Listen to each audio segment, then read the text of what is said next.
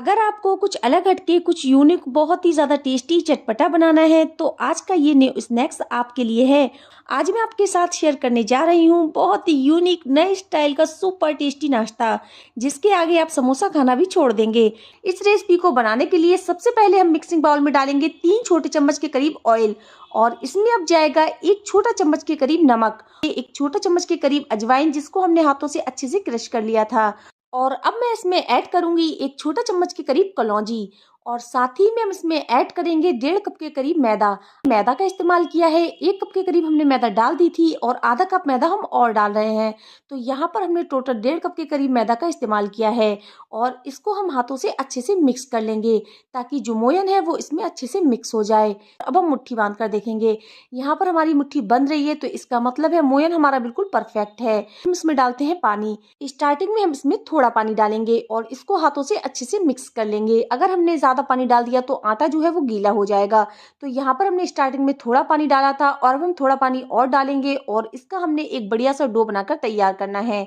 तो यहाँ पर हमने आटे को एकदम सख्त लगाकर तैयार करना है, जैसे कि हम पूरी का आटा लगाते हैं ना, ठीक उसी तरह से हमने इसका आटा लगाकर तैयार करना है। मतलब जो आटा है वो अच्छे से चिकना हो जाए। तो आटे को हमने अच्छे से मसल कर गूंद कर तैयार कर लिया है, और इसको हमने कवर करके 10 मिनट के लिए रेस्ट के लिए रख देना है। तो यहाँ पर हमने 3 मीडियम साइज के आलू लिए हैं जिनको हमने उबाल कर इनका छिलका उतार लिया है।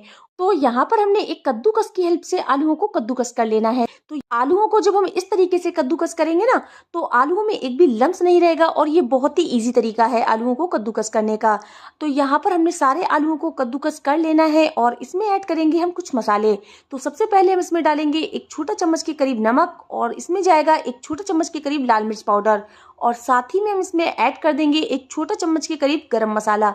आप चाहे तो इसकी जगह चाट मसाले का भी इस्तेमाल कर सकते हैं। और इसमें हम डालेंगे 1/4 चम्मच के करीब हल्दी पाउडर, और साथ ही में इसमें जाएंगी 2 हरी मिर्चें जिसको हमने फाइन चॉप कर लिया था, वो हम इसमें डाल देंगे। थोड़ा सा हरा धनिया। तो यहाँ पर आप मिर्च अपने हिसाब से कम या ज्यादा भी कर सकते हैं। और इसमें हम डालेंगे 1 छोटा चम्मच के करीब लहसुन अदरक का पेस्ट, और इसमें हम डालेंगे 2 चम्मच के करीब कॉर्नफ्लोर। अगर आपके पास कॉर्नफ्लोर नहीं है तो आप इसकी जगह 2 चम्मच के करीब अरारोट के चावल का आटा भी डाल सकते हैं। और इसको हमने हाथों से अच्छे से मिक्स कर लेना है, जैसे कि हम आटा गूंथते हैं ना, ठीक उसी तरीके से हमने हाथों से इसको अच्छे से मिक्स करना है। आलूओं को हमने मसालों के संग अच्छे से मिक्स कर लिया है और इसका एक डो बनाकर तैयार कर लिया है। अगर डो आपके हाथों में चिपक रहा है तो आप हाथों में थोड़ा सा ऑयल लगा लीजिए, और इसमें हम डालेंगे 1 चम्मच के करीब सफेद तिल। अगर आपके पास नहीं है तो आप इसको स्किप कर सकते हैं। और तिलों को भी हमने अच्छे से इस डो में मिक्स कर लेना है। तो हमारा एकदम परफेक्ट बनकर रेडी हो चुका है। तो चलिए जब तक हम चलते हैं आटे की तरफ। आटे को रेस्ट करते हुए 10 मिनट हो चुके हैं, तो चलिए आटे को हम उठा लेते हैं और ले चलते हैं काउंटर की तरफ। तो यहाँ पर हमने काउंटर पे आटा ले लिया है। आटे को हमने काउंटर पर रखना है और इसको हमने 2 पार्ट में डिवाइड करना है। तो यहाँ पर हमारा जो आटा है वो अच्छे से सेट हो चुका है, और आटे के हमने 2 पार्ट कर लेने हैं। एक पार्ट को हम उठाकर रख देंगे और एक पार्ट की हमने लोई बनाकर तैयार कर लेनी है। तो लोई हमारी बनकर रेडी हो चुकी है, और इसके ऊपर हमने डालना है थोड़ा सा सूखा आटा। सूखा आटा डालने के बाद हाथों से हमने हल्का सा इसको चपटा कर लिया है, और बेलन की हेल्प से हम इसको बेल कर एक रोटी बनाकर तैयार करेंगे।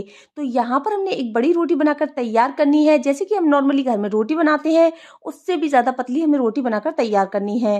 तो यहाँ पर हमने एकदम बड़ी साइज की रोटी बनानी है और एकदम पतली रोटी बनाकर तैयार करनी है। इवन रोटी आपको बनानी है, कहीं से मोटी कहीं से पतली नहीं होनी चाहिए। और यहाँ पर हमने जो आलू का मिक्सचर बना के रखा था उसको हमने इसके ऊपर रखते जाना है, और इसको हमने हाथों से अच्छे से फैला लेना है, और मिक्सचर को हमने पूरी रोटी पर अच्छे से फैला लेना है। तो यहाँ पर हमने चारों साइड से मिक्सचर को अच्छे से फैलाते हुए कुछ इस तरीके से रोटी को कवर कर लिया है, और एक साइड से हम इसको उठाएंगे और एक साइड से हम इसको रोल करते जाएंगे। तो यहाँ पर हमने अंदर को दबाते हुए कुछ इस तरह से इसको रोल करना है ताकि ये बाहर को ना निकले, और अंदर से हम इसको दबाते जाएंगे और कुछ इस तरह से हमने इसको रोल करते जाना है।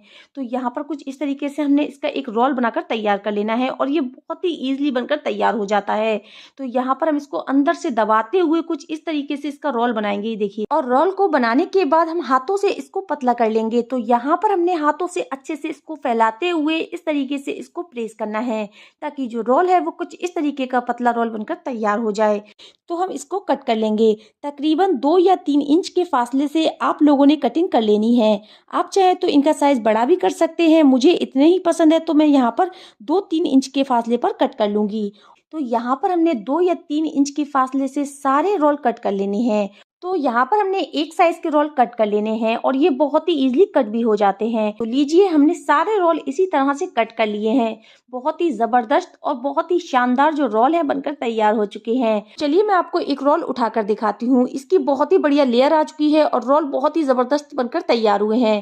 स्लरी बनाने के लिए हमने एक कटोरी में डालनी है 2 चम्मच के करीब मैदा और इसमें हम डालेंगे 1/4 चम्मच के करीब नमक और इसमें हमने डालना है आधा छोटा कप के करीब पानी। पानी को डालने के बाद हमने अच्छे से इसको मिक्स करते हुए एकदम इसकी स्लरी बनाकर तैयार करनी है। तो यहाँ पर जब हम स्लरी बनाएंगे इसमें एक भी लम्स ना रहे, इसको हमने अच्छे से मिक्स करना है। स्लरी हमारी रेडी हो चुकी है। तो अब बारी आती है इनको फ्राई करने की। तो गैस पर मैंने कढ़ाई में ऑयल को पहले से ही गर्म होने के लिए रख दिया था। ऑयल अच्छे से गर्म हो चुका है। गैस की फ्लेम को हमने लो टू मीडियम कर देना है और यहाँ पर हमने जो स्लरी बनाकर रखी थी उस पर हमने एक रोल उठाना है और उसको हमने एक साइड से अच्छे से इसको कोट कर लेना है। तो यहाँ पर हमने दोनों साइड से अच्छे से रोल को कोट करना है। तो यहाँ पर हमने अच्छे से इसको कोट कर लिया है और ऑयल में हमने एक एक रोल करके इसी तरह से डाल देने हैं। तो यहाँ पर हमने अच्छे से इसमें कोट कर लिए हैं स्लरी में और उसके बाद हमने रोल को इसमें डालना है। इससे ये बहुत ही ज़्यादा क्रिस्पी और बहुत ही ज़्यादा क्रंची बनकर तैयार होते हैं। तो यहाँ पर हमने लो टू मीडियम फ्लेम पर इनको फ्राई करना है। तो यहाँ पर ये एक साइड से गोल्डन कलर के हो चुके हैं। तो यहाँ पर हमने इनको उलट पलट कर दोनों साइडों से अच्छे से फ्राई कर लेना है। दोनों साइडों से ये अच्छे से फ्राई हो चुके हैं तो इनको हमने एक एक करके बाहर निकाल लेना है। बहुत ही क्रंची और जबरदस्त बनकर रोल हमारे तैयार हो चुके हैं। दोनों साइड से हमने इनको कोट किया था तो ये बहुत ही शानदार बनकर तैयार हुए हैं।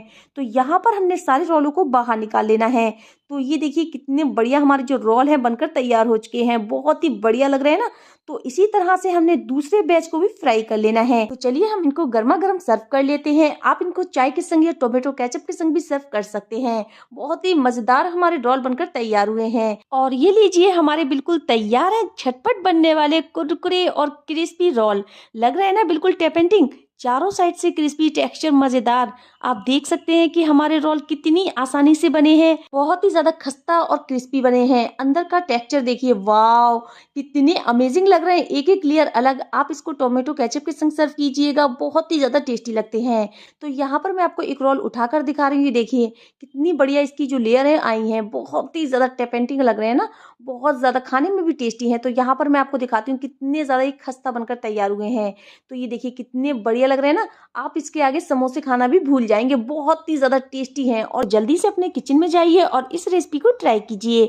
अगर अच्छी बने तो मुझे प्यारा सा कमेंट करके जरूर बताइए और अपने फैमिली फ्रेंड्स में इसको जरूर शेयर कीजिएगा। और प्लीज मुझे सपोर्ट करने के लिए चैनल जायका अपनी किचन को सब्सक्राइब जरूर कीजिएगा।